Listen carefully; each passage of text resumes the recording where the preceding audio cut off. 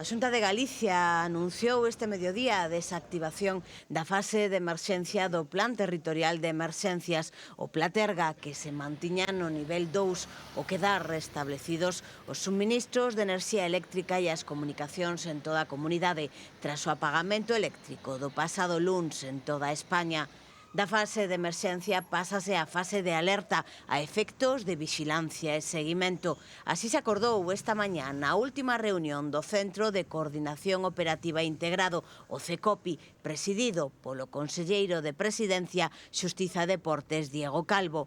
A fase de alerta ten como obxectivo manter a atención e seguimento, así como a diminución dos tempos de resposta para que a actuación dos medios sexa máis rápida no caso de ser necesario.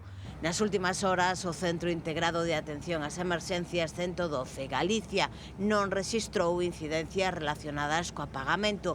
Durante o episodio atendéronse preto de 3.000 chamadas e máis de 900 incidencias, principalmente por persoas atrapadas en ascensores.